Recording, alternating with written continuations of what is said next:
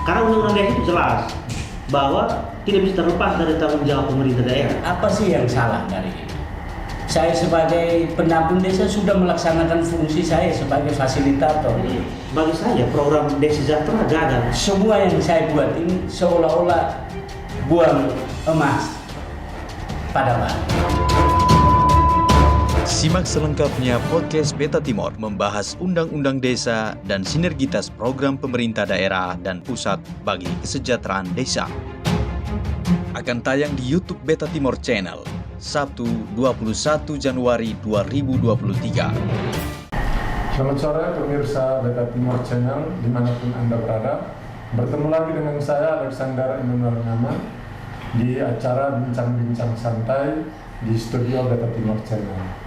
Sudah hadir bersama saya narasumber kita yang kompeten untuk membahas sebuah tajuk yang eksklusif yang telah dikumpulkan oleh tim redaksi Beta Timor Channel mengenai Undang-Undang Nomor 6 Tahun 2014 tentang Desa, yang mana apabila pemirsa Beta Timor Channel mengikuti perkembangan terbaru yang sedang terjadi di negara kita ini, misalnya pemberitaan di media sedang ramai memberitakan hampir sejumlah kepala desa dari sejumlah daerah di Indonesia datang ke ibu kota negara dan berdemonstrasi di sana. Mereka menuntut agar Undang-Undang Nomor 6 Tahun 2014 tentang desa ini direvisi oleh Badan Legislasi kita DPR RI dalam hal ini, agar masa jabatan kepala desa diubah, yang sebelumnya 6 tahun diubah menjadi 9 tahun. Dan masih banyak juga topik terkait desa ini dan persoalannya, terkhususnya di Tanah Timor, di Bumi Bin Mafo ini, yang akan kita bahas bersama dengan narasumber yang dihadirkan sore hari ini. Kita sapa dulu narasumber yang sudah berkenan hadir di studio Beta Timor Channel. Yang pertama ada Saudara Salu, Sarjana Hukum, Magister Hukum. Beliau adalah seorang praktisi hukum, seorang akademisi juga, yang saat ini aktif mengajar di mana ya Pak? Di Universitas Timor. Universitas Timor dan Sekolah Tinggi Ilmu Hukum. Sekolah Tinggi Ilmu Hukum Cendanawangi. Terima kasih. Ada juga narasumber kita, Saudara Henrikus Sesu, Sarjana Filsafat. Beliau adalah seorang pendamping desa di Kecamatan Bibokti Vetleu ya. Yang kurang lebih sudah mengabdi selama 7 tahun di sana, semenjak Mei 2016 sampai 2023 ini. Nah, terkait dengan profil masing-masing narasumber kita ini, di tim redaksi sendiri sudah menyiapkan ada beberapa tajuk yang terkait dengan desa dan persoalannya, bagaimana kita akan mengulik pengelolaan dan penyelenggaraan pemerintahan desa, khususnya dalam mengelola dana desa, dan sekian banyak carut marutnya yang menyeret sejumlah kepala desa tertentu bahkan terlibat di ranah hukum, yang nanti tentunya akan dikaji lebih dalam dan lebih jeli lagi oleh narasumber kita. Nah, mungkin di kesempatan yang pertama ini saya berikan kesempatan ke Saudara Hendrik terlebih dahulu. Ada yang ingin kita gali biar pemirsa Beta Timor Channel lebih mengenal seperti apa sih peran seorang pendamping desa dan keluh kesahnya selama kurang lebih 7 tahun. Nah, silakan. Terima kasih kepada Beta Timor yang telah mempersilahkan saya untuk menyampaikan tugas saya sebagai pendamping desa dan pengalaman mendampingi desa kurang lebih 7 tahun. Namun sebelum itu saya perlu memperkenalkan diri. Nama saya Henrikus Sesu Fahid. Saya sarjana filsafat tamatan Unika Widya Mandira Kupang. Saya mengikuti tes waktu itu 2015 dan syukur saya terpilih sebagai pendamping desa, dan saya per tanggal 2 Mei 2016 ditempatkan di Kecamatan Bibokti Vetleu sebagai pendamping desa tingkat kecamatan. Pendamping desa tingkat kecamatan. Ada berapa pendamping desa yang ditempatkan? Waktu itu per 2016 pendamping desa seharusnya 2 orang, tetapi karena yang terpilih waktu itu kami TTU 9 orang, maka saya sendiri di sana. sebagai pendamping desa pemberdayaan waktu itu. Dan di tingkat desa ada lagi namanya pendamping lokal desa. Pendamping lokal desa ini mendampingi lebih dari 2-3 desa. Dan kami mendampingi, saya sendiri mendampingi seluruh desa di dalam kecamatan itu. Dan di Veltleu itu 5 desa. 5 desa. Ya. Dan karena itu 2 pendamping lokal desa. Terima kasih. Kalau antara saudara Hendrik sama 2 pendamping lokal ini satu garis komando dari Kementerian Desa. Iya. Kita menggunakan peraturan yang sama Dengan peraturan yang sama. dan teknik pendampingan kita sama, regulasi kita tetap sama. Apa saja yang menjadi cakupan pekerjaan yang real dari seorang pendamping desa di tingkat kecamatan maupun tingkat lokal? Mungkin bisa dibagikan biar pemirsa Beta Timor Channel lebih tahu gambaran tupoksi dari seorang pendamping desa. Berkaitan dengan tupoksi kami itu melekat dari pengangkatan kami sebagai tenaga pendamping profesional. Tenaga pendamping profesional. Saya sebagai pendamping desa di tingkat kecamatan dengan pendamping lokal desa di tingkat desa memiliki fungsi yang sama, tapi peran kita dengan lokasi kita yang berbeda. Pendamping lokal desa itu mendampingi seluruh tahapan perencanaan sampai pada pertanggungjawaban kegiatan-kegiatan yang diadakan di desa. Dan pada tahapan perencanaan, desa harus menyiapkan tahapan-tahapan sesuai regulasi yang berlaku. Regulasi apa itu misalnya? Contoh, untuk penyusunan dokumen perencanaan desa, ada 3 dokumen perencanaan di desa. 1, rencana kerja pemerintah desa. Pertama sekali itu RPJMDes, rencana pemerintah desa. Ya. Nah, sesudah itu turun lagi ke RKPDes. RKPDes ini tahunan menerjemahkan RPJMDes yang sudah dibuat oleh kepala desa sesuai masa baktinya. Kan sesuai regulasi bahwa seorang kepala desa yang telah terpilih 3 bulan berikut, kepala desa tersebut sudah harus menyusun RPJMDes desa. Kurang lebih 3 bulan sebelum sesudah dilantik, dia sudah harus menyusun RPJMDes sesuai visi dan misi sejak pencalonan. Baik. Sejauh tugas saudara Hendrik ya selama kurang lebih 7 tahun, mengalami kendala atau tidak dalam melakukan pendampingan, baik itu pembentukan perencanaan yang telah memperhatikan sejumlah regulasi tertentu, tapi tentunya masyarakat juga merasa ya, bahwa perjalanan penyelenggaraan pemerintahan di desa selama ini tentu belum maksimal. Makanya sore hari ini kita ada di sini untuk mendiskusikan itu. Lebih jelasnya kami ingin melihat gambaran dari saudara ini. Apa kendala yang paling selama ini yang paling general lah, bisa diceritakan ke kita. Terima kasih. Fungsi kami itu sebagai fasilitator, memfasilitasi kegiatan-kegiatan yang ada di desa, perencanaan, pelaksanaan yang ada di desa. Dan sejauh ini saya secara pribadi mengalami banyak kendala. Setelah kita memfasilitasi, kepala desa mengikuti, ada yang ikuti, ada yang tidak ikuti. Contoh, bahwa seorang kepala desa harus menyusun RPJMDes. Ternyata sampai hampir habis masa jabatan, RPJMDes itu ada yang tidak ada. Waktu itu sebelum saya tugas di kecamatan itu.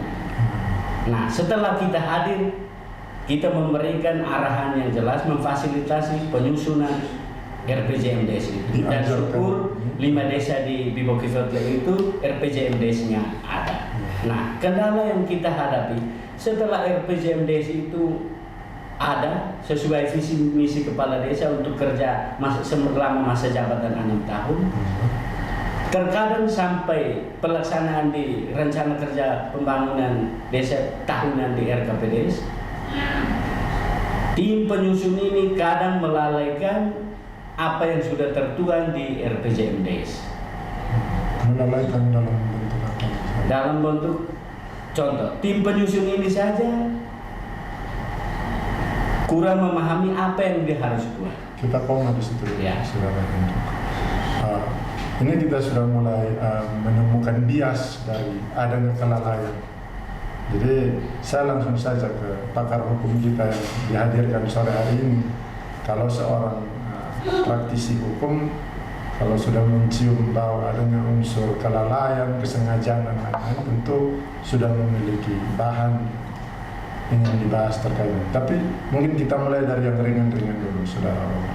Seperti apa sih saudara Robert melihat perspektif Undang-Undang Nomor 6 Tahun 2014 tentang desa ini, apabila dilihat dari penyelenggaraan pemerintahan desa sejauh ini selama saudara Robert menjadi seorang praktisi hukum, menangani banyak perkara yang mungkin terkait dengan persoalan-persoalan yang ada di desa. Silakan bisa berikan gambaran gitu.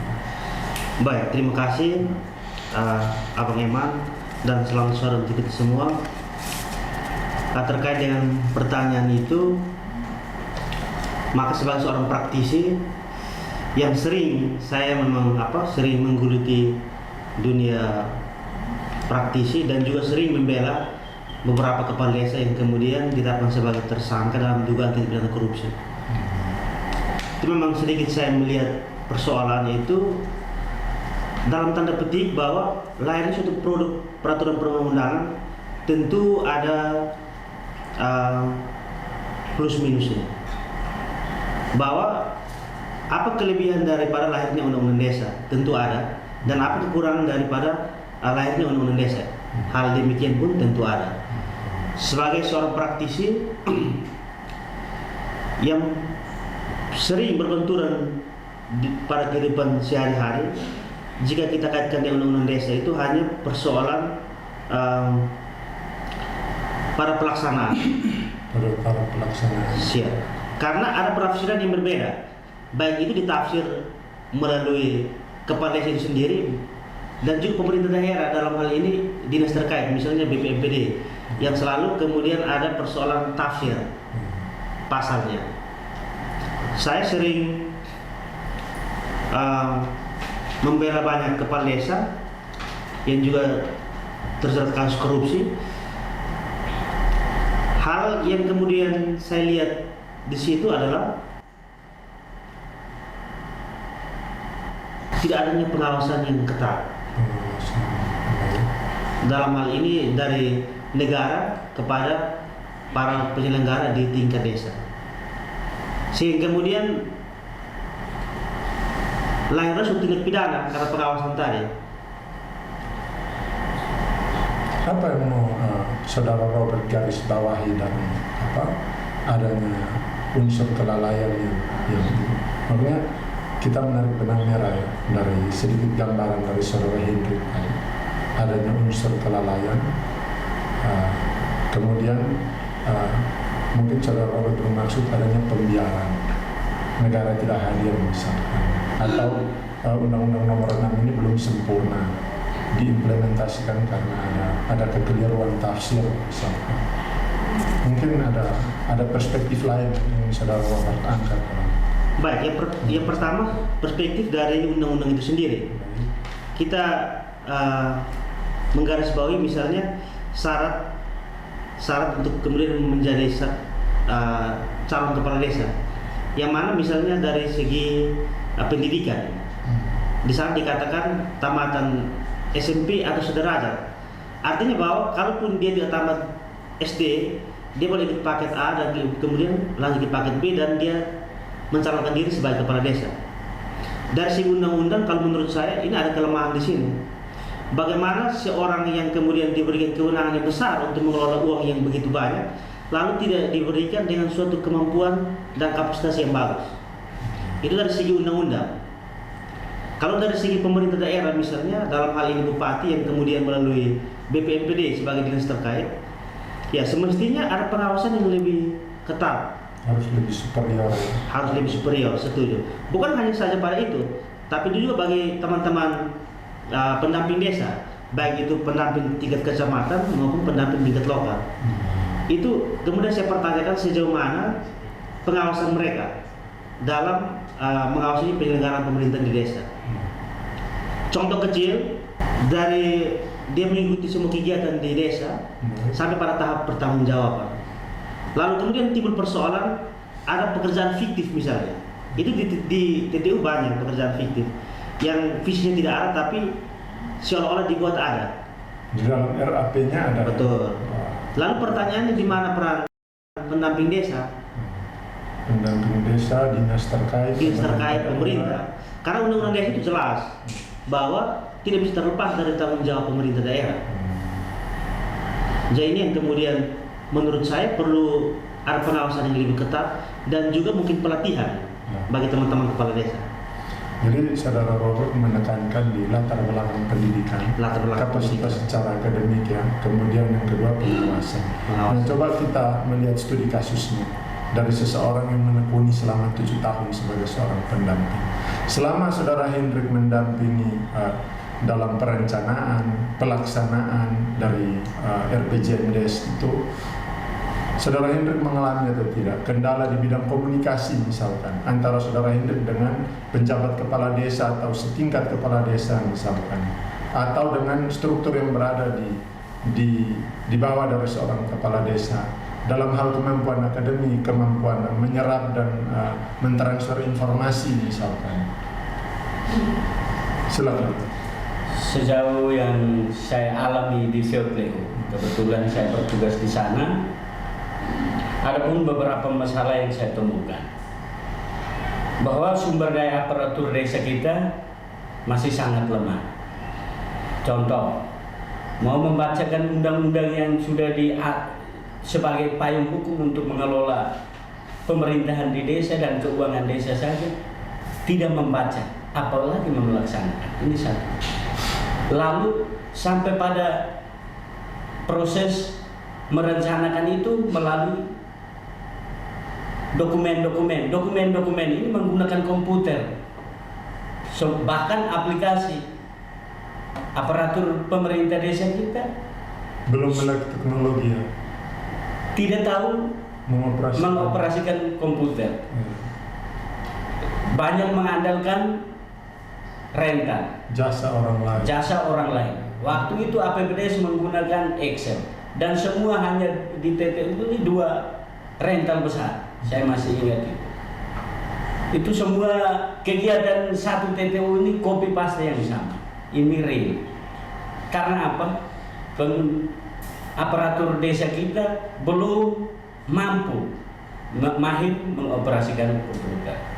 Ini kendala. Nah, solusi yang bisa saya tawarkan bahwa ini perlu pelatihan peningkatan kapasitas bahkan kursus komputer untuk setiap desa atau perangkat desa, pemangku kepentingan di tingkat desa perlu menguasai komputer. Dan kita bersyukur kepada pemerintah daerah TTU yang tahun lalu sudah melaksanakan tahapan seleksi perangkat desa, dan salah satunya menguji kemampuan mengoperasikan komputer dan wawancara. Apakah itu menjamin? Kita lihat di tahun-tahun akan datang. Ya. Lalu komunikasi dan koordinasi pemerintah desa ini juga masih lemah. Ingin berkonsultasi ke kabupaten malu. Bahasa mengkomunikasikan apa yang mau disampaikan, bahasa yang tertatih-tatih pun itu satu kendala. Komunikasi kita kan vertikal dan horizontal. Ke pemerintah supradesa kan dinas terkait. Contoh, untuk mendapatkan nomor hukum atas peraturan desa yang dibuat di dalam PRDes, RKPDes, APBDes dan lain-lain. Ini harus dikomunikasikan ke bagian hukum di Setda TTU. Ya. Lalu fungsi pengawasan juga masih lemah. BPD yang sumber dayanya pun masih lemah, tidak cukup memahami tugas pokok dan fungsinya, juga lemah dalam pelaksanaannya. Mau kontrol dari sisi apa? Pembukuan saja dia tidak tahu. LKPJ baik semesteran maupun tahunan saja tidak diawasi oleh pemerintah. Mungkin itulah maksud negara menempatkan seorang pendamping.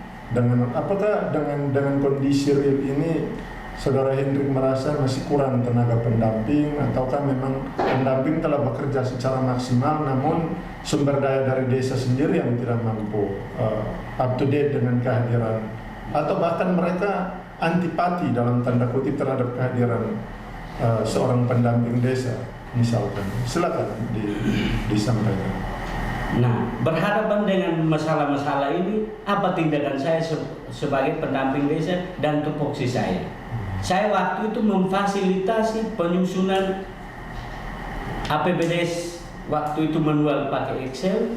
Kita melatih, bahkan mengetik, mengoperasikan komputer. Bahkan masih kurang alatnya saja untuk mengetik, waktu itu masih kurang, kita pinjam. Dan kita melatih, ternyata bisa. Orang-orang di desa pun ada kemampuan, ada perangkat desa tertentu yang bisa. Dan kebetulan di Seotleu itu mampu, hampir setiap desa itu ada 1-2 orang yang mampu mengoperasikan komputer. Dan sekarang menyusun APBDes itu bukan lagi Excel tahun-tahun sebelumnya menggunakan manual, tapi menggunakan aplikasi namanya Siskeudes, Sistem Keuangan Desa. Dengan aplikasi Siskeudes yang dibuat oleh BPKP. Justru itu jauh lebih mempermudah. Ya, mempermudah. Karena ada submenu tertentu di dalam aplikasi itu kan. Dan ini juga sekaligus tantangan. Apakah semua orang mampu mengoperasikan aplikasi ini? Ini juga menjadi tugas saya. Kebetulan aplikasi Siskeudes itu diterapkan di TTU sejak tahun 2019 dan ternyata aplikasi Siskeudes ini sangat membantu desa. Semua yang direncanakan terbaca secara aplikatif. Karena undang-undang desa itu jelas bahwa tidak bisa terlepas dari tanggung jawab pemerintah daerah. Apa sih yang salah dari ini? Saya sebagai pendamping desa sudah melaksanakan fungsi saya sebagai fasilitator. Bagi saya program Desa Sejahtera gagal. Semua yang saya buat ini seolah-olah buang emas pada batu. Simak selengkapnya podcast Beta Timor membahas Undang-Undang Desa dan sinergitas program pemerintah daerah dan pusat bagi kesejahteraan desa. Akan tayang di YouTube Beta Timor Channel, Sabtu 21 Januari 2023. Ya, pemirsa Beta Timor Channel, terima kasih masih setia bersama dengan kami dalam diskusi tentang Undang-Undang Nomor 6 Tahun 2014 tentang desa yang akan kita bahas, masih juga kita bahas di studio Beta Timor Channel. Saya berikan kesempatan lagi kepada Saudara Robert untuk menjawab pertanyaan sebelum break tadi. Seperti apa sih Saudara Robert melihat persoalan yang ada di desa terkait dengan undang-undang ini? Silakan. Siap, terima kasih Abang Eman. Memang kembali lagi kepada Undang-Undang Desa bahwa dalam pelaksanaan itu tadi selain tafsir tadi, kemudian pelaksanaan kepada pengawasan itu sangat lemah sekali. Lalu kemudian kita melihat bahwa negara sangat lemah dalam hal pengawasan. Saya kalau mau jujur membicarakan tentang teman-teman kepala desa, kalau mau jujur kita katakan bahwa dari segi kesejahteraan sangat tidak sejahtera. Kalau kemudian khusus BTU ya, katakan gaji satu desa dalam Perda itu 2 juta. Yang kemudian misalnya bisa ada desa yang bisa digaji selama 6 bulan, ada yang 3 bulan, tergantung ADD-nya. Kalau kemudian dengan gaji 2 juta dan juga kepala desa yang bersangkutan bersentuhan langsung dengan masyarakat misalnya, yang sehari-hari kita bisa lihat bahwa Setiap keluhan di masyarakat desa pasti larinya ke kepala desa. Ya, dia sekaligus menjadi tokoh adat, tokoh masyarakat yang ada di desa. Betul, ya. Lalu bagaimanapun kepala desa harus menjaga kepentingan itu, harus melayani masyarakat dengan sumber daya ekonomi yang begitu lemah,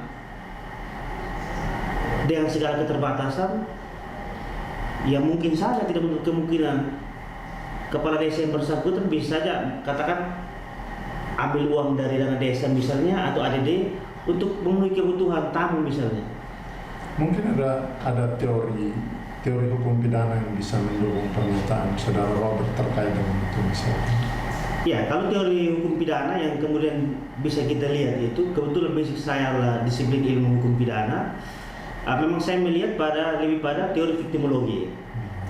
Bagaimana dalam teori viktimologi itu dia melihat bagaimana timbulnya suatu kejahatan itu dimulai dengan peran korban. Dalam tanda petik, saya bisa menganalogikan bahwa korban dalam hal ini adalah negara, rakyat, kemudian kepala desa adalah pelaku misalnya. Bisa saja kepala desa ini tidak punya niat misalnya untuk melakukan suatu tindak pidana. Niat mula-mula untuk melakukan tindak pidana awalnya tidak ada. Namun hadirnya negara untuk memberikan peluang. Ya tadi kembali ke tadi saya katakan bahwa apabila misalnya negara memberikan uang 1 miliar kepada kepala desa, bahwa ini loh silakan keluar 1 miliar tanpa diikuti dengan pengawasan dan juga aturan teknis yang jelas. Ya tentu saja sebagai seorang manusiawi pasti melakukan suatu tindak pidana atau terjadi tindak pidana di situ. Sangat memungkinkan. Apalagi ada kesenjangan antara gapok 2 juta dengan uang yang dititipkan 1 miliar. Ini kan jauh sekali ya. Jauh sekali. Lebih tergiur kepada rumput tetangga tentunya. Setuju sekali. Itu memang kalau kemudian saya mau jujur, seandainya saya kepala desa pun lalu kemudian tidak diberikan pengawasan yang bagus dari pemerintah daerah dan juga pendamping desa dalam hal ini negara misalnya, dan juga tidak diberikan suatu pemahaman yang baik, ya saya pasti saja kemudian bisa terjerumus dalam dugaan tindak pidana korupsi. Itu perlu kita jujur itu. Nah, seorang praktisi mengulik bahwa ada peluang saat negara memberikan kesempatan kepada orang dalam tanda kutip tanpa pengawasan yang jelas, tanpa pengawasan yang ketat, yang superior. Saudara Henry, adakah kasus yang real terkait dengan pembahasan saudara Robert ini sepanjang saudara menjadi seorang penyuluh di desa di tingkat kecamatan membawai 5 desa tersebut, kasus yang real yang sampai berhadapan dengan aparat penegak hukum? Mungkin bisa saudara bagikan kepada pemirsa dari Timor Channel. Saya 2020-2021 itu diperhadapkan dengan hukum, yaitu salah satu desa di dampingan saya disangkakan dan terakhir menjadi terdakwa dan melaksanakan tindakan pidana. Menjadi terpidana. Nah ini real. Apa sih yang salah dari itu? Saya sebagai pendamping desa sudah melaksanakan fungsi saya sebagai fasilitator, memfasilitasi semua tahapan. Fungsi mediasi kita lakukan, saya lakukan, menengahi konflik-konflik kepentingan baik horizontal maupun vertikal. Ternyata semua yang saya buat ini seolah-olah buang emas pada batu. Macam guru mengajar anak tetap buta. Apa sih yang salah? Yang saya lihat di sini pengawasan melekat pada tingkat desa itu BPD. Ternyata BPD ini juga kurang mampu memahami tupoksinya dalam pelaksanaan. Contoh, pada perencanaan dia harus ikuti apa, Pemdes buat apa, pelaksanaan Pemdes lakukan apa, dia harus buat apa sebagai lembaga BPD, sampai pada pertanggungjawaban. Ini tidak dilakukan secara maksimal. Yang terjadi di desa saya, akhirnya 2 kepala desa di desa dampingan saya sebagai terdakwa, terpidana. Nah, maksud saya unsur kesalahan apa sih yang mereka lakukan yang melawan hukum? Unsur kelalaian. Sudah tahu aturannya dan kita sudah beritahu. Contoh yang terjadi di salah satu desa itu 2017 kegiatan pembangunan jalan antar dusun sekitar 2 kiloan lebih. Tahapan dengan anggarannya 300-an juta lebih. Karena di atas 200 juta, maka perda pengadaan barang dan jasa berarti dilelangkan. Tahapan itu siapa yang melaksanakan? TPK sebagai tim pelaksana sudah melaksanakan fungsi itu dengan melelangkan kegiatan itu. Semua penyedia pun ikut dalam kegiatan itu. Setelah tahapan sampai ada penunjukan sebagai pelaksana sudah selesai. Ternyata apa yang terjadi? Bukan pemenang itu orang ketiga yang melaksanakan kegiatan itu, tapi kepala desa sendiri yang mengelola kegiatan itu. Nah, ini ketika saya ditanya oleh Kasih Picus waktu itu bersaksi di Kejaksaan Kemenang, saya bilang ini tahapan saya sebagai pendamping desa mengikuti betul bahwa betul kegiatan itu sudah dilakukan sesuai tahapan dan perencanaan. Ditenderkan sampai pelaksanaan ternyata bahkan sampai SPJ semua pun tetap menggunakan itu. Ternyata ada yang mengetahui, bukan orang ketiga sebagai pemenang lelang waktu itu. Dalam pengelolaannya juga dia melakukan tindak pidana korupsi ya, setelah dia memenangkan secara fiktif, ya. Kemudian dia menggunakan uang negara untuk memperkaya diri, misalkan sejauh ini yang saudara ketahui. Sejauh ini untuk memastikan apakah dia memperoleh uang dari kegiatan yang dimaksud, apakah dia memperoleh itu, sejauh yang saya lihat bahwa secara kwitansi semua jelas pada pihak ketiga. Dan uang ini mengalir kemana? Sampai pada tahapan itu kejaksaan dan pihak penyelenggara hukum yang mengetahui pasti itu. Baik, saudara Hendrik. Saya ke saudara Robert lagi. Mungkin kita berkaca dari kasus ini yang diceritakan oleh saudara Hendrik. Saya melihat di data Badan Pusat Statistik per 31 Desember 2022 itu ada tingkatan 5-40% kemiskinan di Indonesia disumbangkan dari desa. Entah desa yang kepala desa yang terlibat korupsi maupun desa yang sumber daya alamnya minim. Intinya secara general Badan Pusat Statistik mendata bahwa 5-40% kemiskinan itu disumbangkan dari desa. Itu berarti kehadiran dana 1 miliar untuk digunakan sebagai dana desa bisa jadi belum tepat sasaran. Berdasarkan latar belakang pendidikan yang saudara bahas tadi, namanya fungsi pengawasan, kemudian ada kasaran misalkan, apakah pengimplementasian pengelolaan dana desa ini dikembalikan kepada urusan vertikal atau seperti apa? Menurut saudara Robert melihatnya? Ya baik, terima kasih Bang Eman. Kalau dari saya sebagai praktisi dan juga akademisi, saya melihat bahwa bagi saya tepat kalau kemudian kesejahteraan itu dimulai dari desa.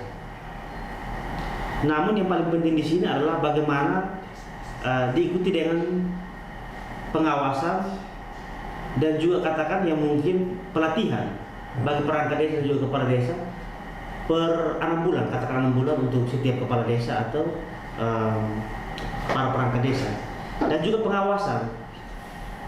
Karena lemahnya pengawasan itu sehingga kemudian bisa lahir tindak pidana. Bahwasannya kalau kemudian pemerintah daerah dalam hal ini Bupati Timur Tengah Utara katakan di Kustitiu, dia melakukan memerintahkan kepada inspektorat katakan untuk mengaudit per tahun. Jadi katakan desa A misalnya, dia diaudit per tahun. Begitu dia memimpin kepala desa, katakan tahun 2019, masuk ke tahun 2020 langsung inspektor melakukan audit. Sehingga begitu ada temuan perintahkan kembalikan. Bisa meminimalisir Bisa meminimalisir. jumlah kerugian. Setuju. Ini yang kemudian jadi persoalan. Lalu yang kemudian hari ini terjadi di Kabupaten Blitar Utara itu auditnya itu per periode. Jadi katakan kepala sudah 6 tahun menjabat, kemudian begitu mau turun baru inspektorat mengaudit. Sehingga kemudian ada temuan katakan 400 juta, 500 juta dan lain-lain. Adakah tubuhkan kepentingan mungkin di dalam penyelenggaraan negara terkait dengan proses audit mengaudit ini? Ya, bagi saya kalau kemudian saya mau konsisten bahwa satu-satunya lembaga yang kemudian diberikan kewenangan untuk mengaudit dan menyatakan ada tidaknya kerugian keuangan negara itu hanya BPK. Kalau inspektor tidak punya kewenangan untuk itu. Boleh dia melakukan audit, hanya hasil audit itu hanya jadi bahan pembanding. Tetap dia harus larinya ke BPK. Apalagi kemudian inspektorat menyatakan bahwa adanya temuan kerugian keuangan negara. Ini saya pikir sangat keliru di sini. Karena undang-undang dasar itu kemudian yang memberikan kewenangan kepada satu lembaga, BPK, Badan Pemeriksa Keuangan. Baik, Saudara Hendrik. Mungkin saya minta satu pandangan Saudara Hendrik terkait apa yang menjadi tolak ukur dari kegagalan penyelenggaraan pemerintahan desa dalam mengaplikasikan Undang-Undang Nomor 6. Yang paling menjadi tolak ukur, Saudara selama 7 tahun mendampingi desa di Boki Ledle misalnya. Bagi saya kendala yang paling umum dan saya merasakan itu soal sumber daya manusia. Ya. Dengan kelemahan sumber daya manusia, dengan sendirinya pemahaman akan regulasi-regulasi yang mengatur tentang pemerintahan desa dan pengelolaan keuangan desa pasti lemah. Belum lagi dengan kemampuan pengoperasian aplikasi lain-lain dengan sistem digitalisasi kita yang tinggi. Ini kita diperhadapkan dengan situasi ini perlu, bagi saya ini perlu peningkatan kapasitas yang berjenjang dan secara periodik.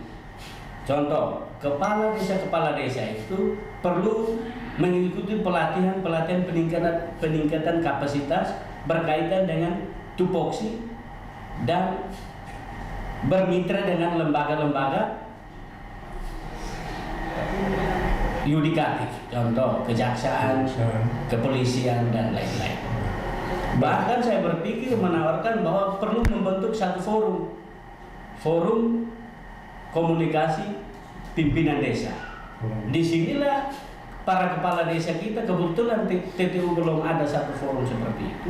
Saya menawarkan supaya kepala desa ini menyampaikan keluhannya, wadah ini menyampaikan kepentingannya, kesulitannya dengan lembaga-lembaga lain yang berhubungan langsung, baik teknis maupun fungsional lain. Saudara Robo, saudara mendengar sendiri ada penawaran forum komunikasi pimpinan desa.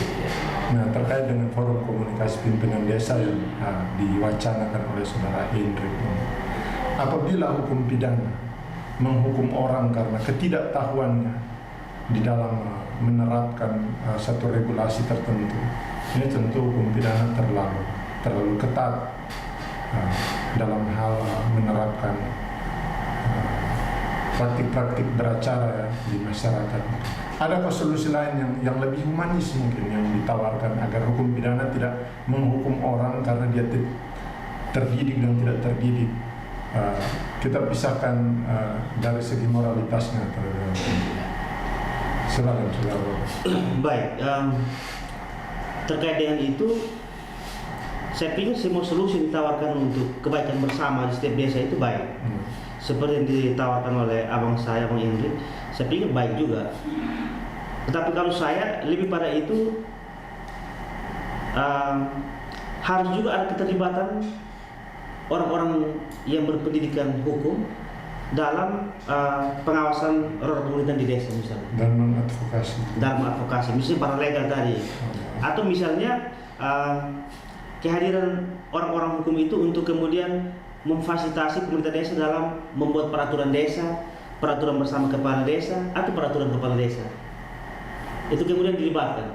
saya sebagai seorang praktisi saya pernah menemukan suatu persoalan abang di TTU. Katakan ada PRDS yang melarang atau ada PRDS yang memberikan sanksi bagi hewan yang masuk ke kebun seseorang. Ada PRDS yang mengatur demikian. Sanksi kepada si pemilik hewan. Betul, ada sanksi kepada si pemilik hewan. Tetapi kemudian tidak ada sanksi bagi setiap masyarakat di desa tersebut untuk memberikan suatu kewajiban, misalnya untuk memagar kebunnya masing-masing. Nah, ini jadi soal. Seharusnya yang diatur itu adalah mewajibkan semua masyarakat di desa tersebut untuk melakukan pagar dulu kebunnya, kemudian baru diikuti dengan aturan lanjutan adalah sanksi baik ketika ada hewan yang masuk misalnya. Nah, ini hal-hal kecil tapi saya pikir sangat berdampak. Jadi keterlibatan orang hukum itu sangat penting. Kalau kaitan dengan hukum pidana tadi abang, kita yang pertama kita harus tahu bahwa hukum pidana itu asasnya adalah ultimum remedium. Artinya apa? Hukum pidana itu tahap terakhir. Setelah tidak ada jalan lain, maka hukum pidana dipakai. Itu rohnya. Namun yang saya lihat para praktek di berbagai daerah, misalnya khusus TTU, mereka menjadikan hukum pidana sebagai primum remedium. Bahwa seolah-olah hukum pidana adalah tahap pertama, yang mana orang ketiga salah berbuat langsung masuk penjara, Langsung ditindak secara hukum. Seharusnya ada upaya pencegahan misalnya. Upaya-upaya ini yang kemudian bagi saya pemerintah daerah dalam hal ini harus berkoordinasi dengan kejaksaan, kepolisian untuk bagaimana membangun suatu tindakan pencegahan. Khusus kasus korupsi misalnya, harus ada tindakan pencegahan dari pemerintah daerah misalnya. Karena ini yang menurut saya lebih penting. Baik, Saudara Robert menawarkan tindakan preventif di dalam penanganan hukum pidana, sedangkan Saudara Hendrik menawarkan wacana forum komunikasi pimpinan desa. Sebelum kita lanjut memperdalam untuk mencari closing statement dari dua solusi ini, misalkan kita break setelah yang satu. Karena undang-undang desa itu jelas bahwa tidak bisa terlepas dari tanggung jawab pemerintah daerah. Apa sih yang salah dari ini? Saya sebagai pendamping desa sudah melaksanakan fungsi saya sebagai fasilitator. Bagi saya program Desa Sejahtera gagal. Semua yang saya buat ini seolah-olah buang emas pada batu. Simak selengkapnya podcast Beta Timor membahas Undang-Undang Desa dan sinergitas program pemerintah daerah dan pusat bagi kesejahteraan desa. Akan tayang di YouTube Beta Timor Channel, Sabtu 21 Januari 2023. Baik pemirsa Beta Timor Channel, kita lanjut ke segmen berikut. Masih terkait dengan unsur di pemidanaan, kita mau melihat secara lebih dalam. Saya berikan kesempatan lagi kepada Saudara Robert untuk mempertajam analisanya terkait dengan unsur pemidanaan dalam itu kesalahan yang. Ya, jadi baik. Saya lanjutkan Abang Eman bahwa prinsipnya itu ultimum remedium, itu asas dalam hukum pidana. Kemudian yang kita lihat bahwa seolah-olah hukum pidana dijadikan primum. Jadi ketika seorang berbuat salah langsung dipenjara. Padahal asas ultimum remedium mengatakan bahwa hukum pidana itu tahap terakhir dan tidak semua kesalahan itu harus dipidana. Tapi faktanya kita membalik bahwa semua kesalahan harus dipidana. Ini yang terjadi. Sehingga saya secara pribadi melihat sangat prihatin dengan teman-teman kepala desa. Saya urus perkara, misalnya ada beberapa teman kepala desa yang saya urus, mereka sempat curhat, Robert, kita sebagai kepala desa ini sangat setengah mati di desa. Itu orang mau regis pun dia datang minta uang regis di kita. Ada masuk di kampung mau regis pun datang minta uang regis di kita. Lalu kita tanggung jawab kita sebagai seorang kepala desa, sebagai tokoh adat, tokoh agama dan lain seperti apa. Ini yang menjadi kendala bagi saya saat ini, yang menjadi kendala terbesar seperti itu. Sehingga mau tidak mau, suka tidak suka, kepala desa kemudian akan mengambil dari dana desa atau ADD untuk membantu masyarakat tadi. Niatnya membantu, tetapi dia sama sekali tidak tahu bahwa ternyata perbuatannya adalah perbuatan pidana misalnya. Pelanggaran hukum. Lalu saran saya adalah kalau terjadi kasus-kasus seperti ini yang nilai kerugian katakan temuannya hanya 200 juta, 300, 400 juta, bahkan 500 juta, ya diupayakan untuk pengembalian misalnya. Ini langkah tepat. Karena tadi kembali pada roh hukum pidana bahwa hukum pidana adalah tahap terakhir. Lalu menjadi pertanyaan lanjutannya adalah apakah dengan seseorang dipidana dapat memberikan efek jerah? Saya pikir tidak. Karena hasil penelitian sudah membuktikan bahwa pendidikan kriminal terbaik itu di dalam penjara. Katakan pencuri sapi ketika dia masuk penjara, setelah di dalam penjara dia bertemu dengan seseorang yang pencuri ATM misalnya, pencuri bank. Dalam sini dia tukar pikiran. Jadi setelah yang pencuri sapi begitu keluar dari penjara, dia curinya lebih naik level. Dia mengupgrade kemampuannya. Dia mengupgrade kemampuannya. Dia sekolah di LB. Jadi pendidikan kriminal terbaik di situ. Itu dari segi pendidikan kriminal. Belum lagi dari segi kerugian negara. Hasil penelitian Prof. Romli itu dia setelah melakukan penelitian dengan jumlah narapidana di seluruh Indonesia, dia dengan total katakan satu narapidana dia hanya hitung dengan minimal 5.000 satu kali makan, dengan satu hari 3 kali makan berarti 15.000, maka negara harus mempersiapkan anggaran 3 triliun lebih. Hanya dalam perhitungan 5.000 itu. Hanya dengan perhitungan 5.000 itu. Ini penelitian Prof. Romli. 3 triliun. 3 triliun. Artinya satu hari bahwa satu narapidana makan 15.000. Negara harus menghabiskan anggaran 3 triliun lebih hanya khusus untuk memberi makan para narapidana. Sehingga apa salahnya ada peran pemerintah daerah di sini untuk kemudian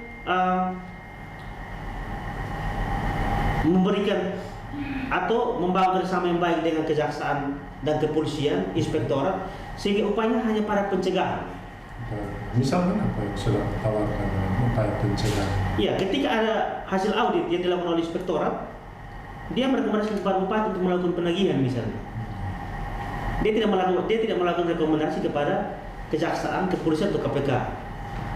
Lalu atas dasar itu bupati memerintahkan kepada kepala desa bersangkutan untuk segera melunasi katakan kerugian, katakan 200 juta, 300 juta. Ya mau tidak mau, suka tidak suka, kepala desa bersangkutan harus juga berupaya untuk mengembalikan kerugian keuangan negara tadi. Ini yang bagi saya sangat penting. Sehingga pembelajaran dan juga pendidikan hukum khusus di Kabupaten Timur Tengah Utara ini dapat memberikan suatu pemahaman yang baik dan benar.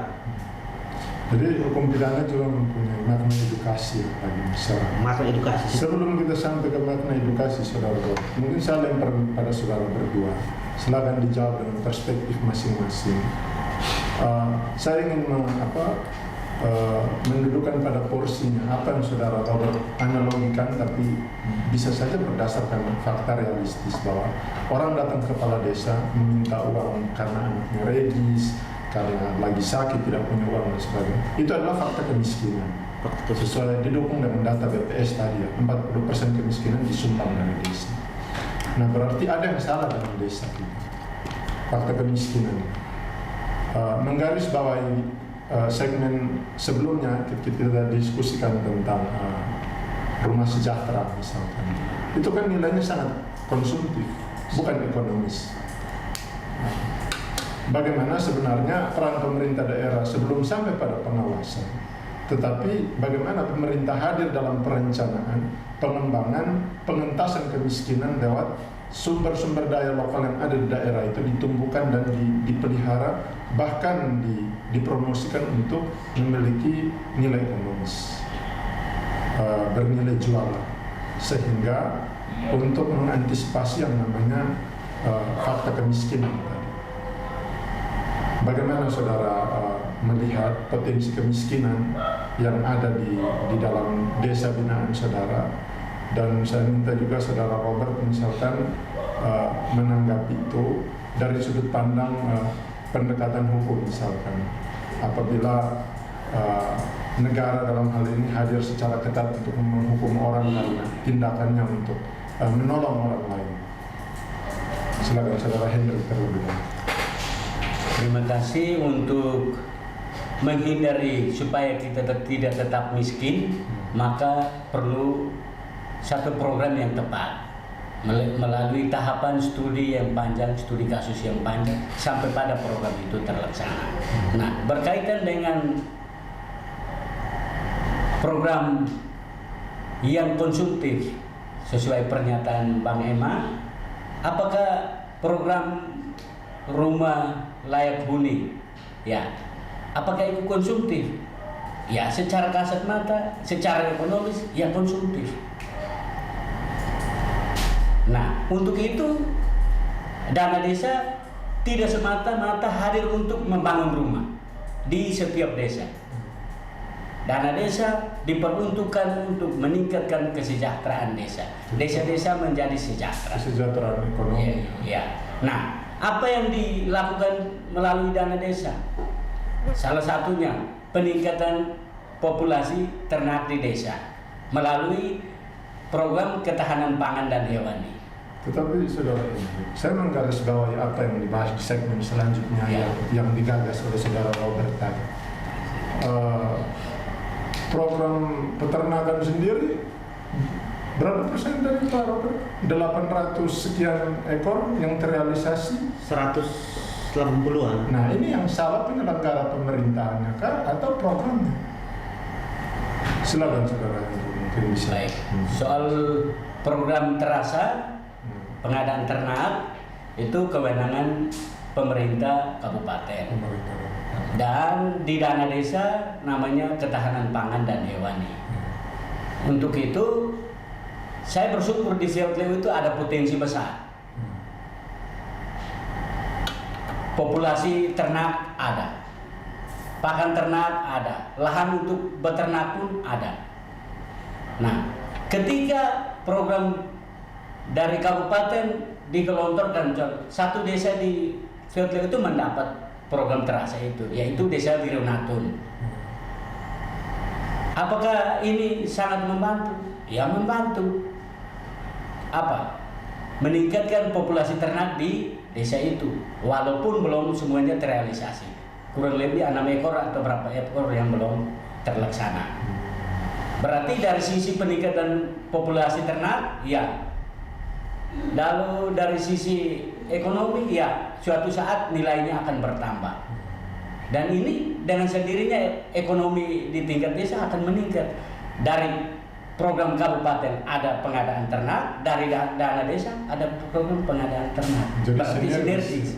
Ya. Dari program kabupaten ada program ini dari pengadaan pemukiman, perumahan sejahtera itu dari program kabupaten kan. Ya. Yang kalau tidak salah mendengar kabar bahwa dalam realisasinya sedikit meminjam penggunaan dana desa, entah sumbernya dari APBN maupun dari alokasi dana desa. Ya. Nah, itu yang ingin saya minta saudara untuk clearkan selama saudara mengawasi pengelolaan perencanaan di desa itu, apakah sudah tepat sasaran dalam upaya kita mengentaskan kemiskinan di desa. Itu saja. Mungkin saudara Robert ingin menanggapi. Ya, jadi baik. Mungkin saya sedikit menambahkan terkait dengan program Desa Sejahtera khusus di Kabupaten Merauke Utara. Bahwa yang pertama harus kita tahu dulu apa yang dimaksud dengan desa sejahtera. Apakah yang dimaksud desa sejahtera adalah ketika begitu kita lewat setiap desa dan rumahnya bagus-bagus, lalu kita katakan bahwa desa ini sejahtera? Apakah indikator seperti itu? Saya pikir tidak. Yang dimaksud kesejahteraan adalah kesejahteraan secara ekonomi. Saya bisa mengambil contoh bahwa walaupun tinggal saya di rumah yang begitu kecil, tapi saya punya tabungan investasi yang begitu besar, dan anak-anak saya kuliahnya begitu nyaman. Katakan ada yang kuliah dokter misalnya dan lain-lain. Sehingga hari ini bagi saya program Desa Sejahtera gagal. Yang ada desa yang di Kabupaten Merauke Utara ini tidak ada yang sejahtera. Dari slogan itu hanya slogan yang kemudian membahagiakan, tapi pada implikasinya sangat gagal. Karena apa? Kembali tadi yang kita diskusikan bahwa soal rumah layak huni itu sangat konsumtif. Manfaatnya apa? Lalu kemudian kita melihat pemberdayaan, di mana pemberdayaan soal ekonomi masyarakat? Saya lebih setuju kalau kemudian kepada pertanian, peternakan. Namun faktanya bahwa peternakan yang merupakan program unggulan Bupati Merauke Utara pun gagal. Dari 800 sekian yang baru terrealisasi 104 kalau tidak salah. Ini bagi saya sangat gagal. Sehingga harapan saya harus juga diikuti dengan pengawasan oleh lembaga DPRD. Ini sangat penting di sini. Apakah Bupati Merauke Utara diminta pertanggungjawaban terkait ini? Ya ini harus teman-teman DPRD harus bersuara terkait hal ini. Kalau secara yuridis misalkan, adakah unsur kesalahan yang melekat pada tenaga pendamping misalkan yang ditempatkan oleh kementerian terkait, dalam hal ini saudara Henry misalkan. Tapi tentunya secara nyata jaksa tidak menetapkan saudara sebagai tersangka atau terdakwa, tidak pernah ya. Berarti sejauh ini kehadiran saudara kapasitas hanya sebagai seorang saksi yang mana telah saudara jelaskan tadi bahwa yang paling menjadi tolak ukur itu adalah kemampuan sumber daya manusia para aparatur desa kita. Nah, saudara Robert, terkait dengan pengawasan dari DPR dan juga lemahnya pengawasan dari pemerintah, kemudian program-program konsumtif yang belum mendongkrak sisi ekonomi misalkan, solusi apa yang saudara tawarkan terhadap penyelenggara pemerintahan daerah? Ya, mungkin sebelum para solusi tadi, soal dampak hukum bagi mereka yang kemudian turut mengambil bagian atau misalnya suatu kewajiban yang diberikan kepada mereka, namun mereka tidak melakukan misalnya. Kembali pada hukum pidana melihat pelaku itu ada beberapa jenis pelaku. Kemudian kita lihat pada pasal 55 dan pasal 56 KUHP. Pelaku disebut sebagai yang melakukan, turut serta melakukan, membantu melakukan, dan menganjur. Kemudian pasal 56 membantu saat kejahatan berlangsung. Berkaitan dengan dampak kesejahteraan di desa tadi, dan juga berbagai tindak pidana yang muncul di desa, ya ini peran aktif dari pemerintah ini di mana? Pertanyaan. Dan juga pendamping desa, peran dari para pendamping desa di mana? Seharusnya kalau kemudian kita mau fair, sesuai dengan ranah hukum pidana yang sebenarnya, bahwa tindak pidana korupsi dilakukan secara bersama-sama. Baik orang yang memberikan peluang, membantu melakukan, dan turut serta melakukan. Kalau para titik pengawasan misalnya, baik itu pengawasan di kecamatan dan pengawasan lokal, misalnya mereka sebagai mereka orang yang juga melakukan. Jadi ada istilahnya, ada persekongkolan secara pasif. Setuju, persoalan secara pasif.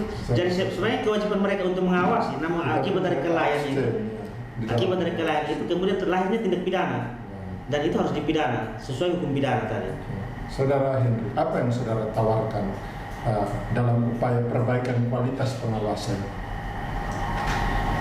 Baik, saya setuju dengan Bang Robert bahwa pembentukan lembaga hukum di desa-desa dan undang-undang desa mengurus tentang itu, mengatur tentang itu, yaitu paralegal desa dan lembaga adat desa. Apakah lembaga adat dan paralegal desa itu perlu hadir? Harus hadir, karena itu perintah Undang-Undang Nomor 6 Tahun 2014 tentang desa. Nah, apakah paralegal desa ini sudah ada di setiap desa? Sejauh ini yang saya alami bahwa paralegal desa itu belum terbentuk, dan belum ada orang yang merelakan diri untuk menjadi paralegal desa itu sendiri. Karena setiap orang yang mau bekerja pasti membutuhkan uang. Disinilah kerelaan orang sulit untuk merelakan diri. Baik, saudara Henry, saya minta terkait dengan alur pembahasan kita yang kita sampaikan tadi, banyak topik yang kita kaji kemudian seperti mencuat akar persoalannya. Ada kemiskinan, ada lemahnya pengawasan, lemahnya sumber daya manusia, kemudian sistem pemilihan kepala desa misalkan yang masih mengakomodir sangat minimnya ijazah calon kepala desa, yang melahirkan ketidakmampuan seorang ketika menjabat dalam manajerial dana desa yang terlalu besar misalkan. Nah, terkait dengan isu-isu seperti ini, persoalan-persoalan seperti ini, kemudian ditambah lagi bobroknya janji politik yang konsumtif yang malah menyeret pemerintahan desa kemudian tenggelam di dalam program-program yang konsumtif dan melupakan upaya peningkatan investasi modal misalkan. Apa yang ingin saudara tawarkan kepada masyarakat konstituen pemilih di TTU ini untuk kemudian lebih jeli memilih calon kepala desa unggulan yang lebih baik di tahun politik mendatang. Silakan. Terima kasih, pertanyaan yang bagus. Memang tahun ini sejauh yang saya lihat itu akan diadakan pemilihan kepala desa serentak di Kabupaten Timor Tengah Utara. Dan kepanitiaan pun melekat di pemerintah, daerah, dan desa. Berarti tanda intervensi dan keikutsertaan pembangunan desa mulai nampak. Nah, apa sih yang saya idealkan untuk calon pemimpin kepala desa mendatang 2029 mendatang? 2024. Ya, kepala desa 2023, berarti 6 tahun dia 2029. Sampai 2029. Ya. Kita menghendaki supaya mendapatkan seorang pemimpin kepala desa yang memiliki sumber daya manusia yang cukup, memadai, yang taat pada hukum, dan perlu mengabdi mengutamakan kepentingan desa di atas segala-galanya sesuai amanat undang-undang desa. Itu saja. Mungkin dari saudara Robert, solusi apa yang ditawarkan untuk perbaikan sistem politik di daerah kita yang masih membuka peluang terjadinya banyak sekali kesalahan yang menurut saya sangat sistemik terjadi di daerah kita. Ya, tentu dari saya sederhana saja. Dari saya, mewakili orang muda, bagi saya saatnya kemudian pemilih harus rasional untuk kemudian melihat calon pemimpin, baik ini di tingkat desa maupun di tingkat daerah misalnya. Harus lebih selektif dalam memilih pemimpin. Yang pertama tentu kita melihat dari segi kapasitas, soal kemampuan yang bersangkutan, dan juga sebagai orang muda ya tentu saya lebih memilih untuk kemudian menentukan pilihan kepada orang-orang muda.